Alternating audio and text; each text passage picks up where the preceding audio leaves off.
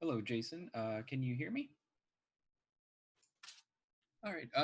That's not a problem. We have the chat. Um, so what are you working on today? Okay, yeah. Um, I guess, do you have an assignment sheet for this? Is there a way you could pull that up for me to connect claims? So basically, sort of, it seems like you're building his argument. Yeah. So to strengthen the logic of his argument. Okay, that makes sense. So could you go back to your paper? All right, perfect. Okay, so I guess what do you want to focus on with this? What are your, like, do you have any specific concerns? All right. And so did they say any specific thing for this? Or is there anything you're aware of that might be happening? Okay, grammar connecting to the thesis. Okay. All right. So since I can't hear you right now, I'm going to go ahead and just like read through, and if anything comes up as I'm going, um, I'll bring it up to you. Okay, so from what I'm seeing, this seems to be your thesis, right? I've only just read the first paragraph, but this seems to be what you're going to be talking about. One thing I do suggest for this, it's sort of um, basically these two sentences are supporting your thesis, right? It's how he uses emotions. But uh, that usually would be for a paragraph on its own.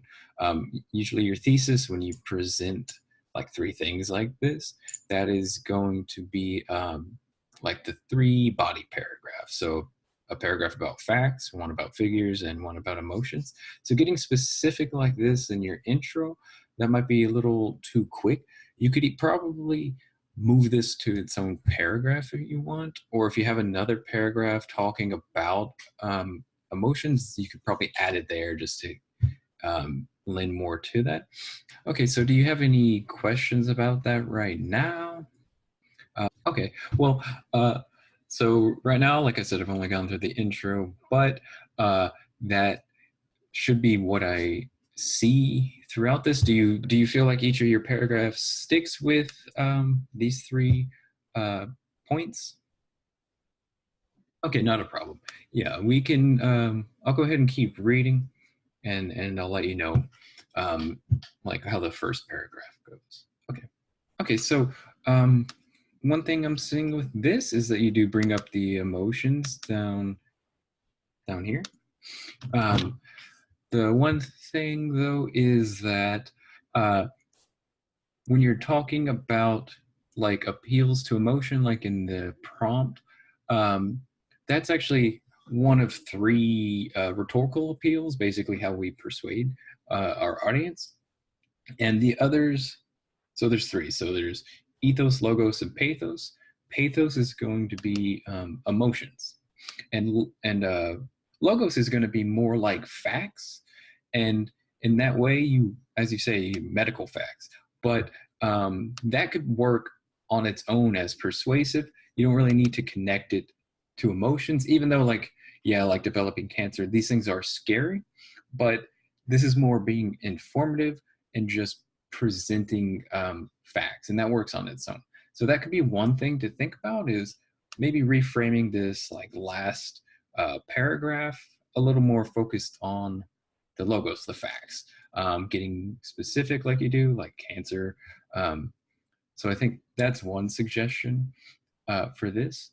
The other thing, though, I see is this first little paragraph seems to lead in to this next one. It leads into the quote, right? He states this thing, and then you give the quote, and then you sort of get into the quote.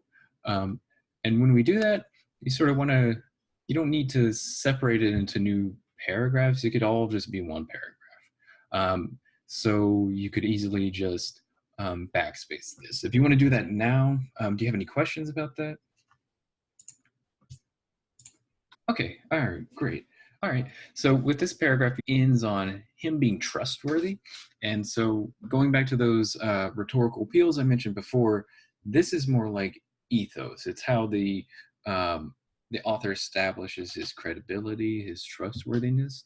So at least so far, this isn't really about facts or emotions or figures. So this is sort of another thing. So that's one thing to think about is since you have a whole paragraph about ethos, you might be able to like throw that into the thesis. That way, the thesis is going to start lining up with what you have in the paragraphs, and that's probably one of the most important things with a paper, especially when since your professor says uh, connecting to the thesis was something to focus on, and that's something I see so far that lines up with that. One suggestion I have is this quote, uh, and and the sentence after it are a little vague. It basically is, oh, he has ideas, but that doesn't really show us why he's trustworthy. A lot of people have ideas about this. So, what specific things does he say? How does he say it? Um, it will basically fit the problem. So, what solutions are like clearly going to work? And so that shows his like trustworthiness. All right. Do you have any questions so far about that? Uh, yeah, that's one thing to think about at least. Here, let me take you to a good source, like resource, about these appeals, just to give you a better understanding of them. Okay, so this YouTube is a really good resource, anyways, but this video will sort of outline the basics of these ideas. So maybe look at this and when you have time, and that might be able to help you expand on some of those ideas. That being said, it is still like a strong paragraph. It's a strong idea. You just need to be more specific about it. Sometimes you have to really spell it out for the reader. You can't expect them to know what you're talking about at all times. And going back to this sentence, he's a man who's ready and willing to solve the problems. So that I mean that's good, but how exactly does that make us trust him? Who is he that we should trust him because he's willing? A lot of people might be willing to help, uh, but what makes him like more trustworthy in that? So that's something to think about too. Any questions about that? Okay, great. Yeah, so let's go ahead and move to the next paragraph. One thing to think about in expanding this a little more, spelling it out for the reader, he's making it understandable to the public, but why is he doing that? Is he just doing it to inform them, or is he trying to push them to change their habits, like not using their cell phone like as they're going to bed? So that's one to think about and getting more specific. Like, what is he trying to do? I think you do a good job at building up this paragraph, right? So you start more general about the topic of this paragraph, and then get into more specifics, like especially this quote, "We do this too much at night," basically. Um, so, and then sort of how that connects to building his argument. So I think you do a good job building this. It's mostly just making the connections for the reader. Oh, and yeah, that's a good catch, right? This is a little longer than the other paragraphs, but the same thing.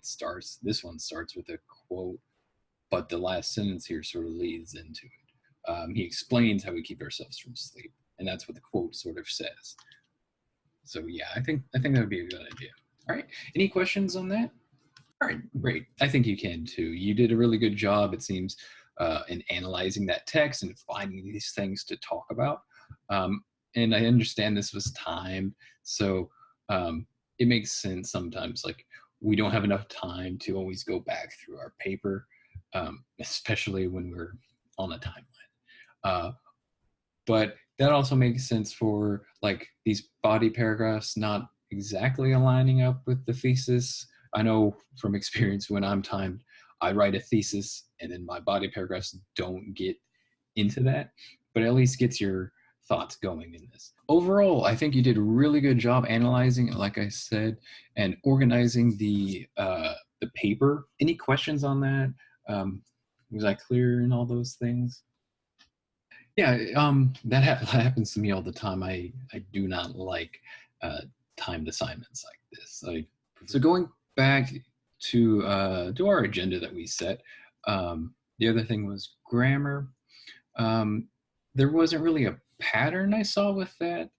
Uh, there are some like misspellings and things, formatting things. Um, and so let me just cover those real quick.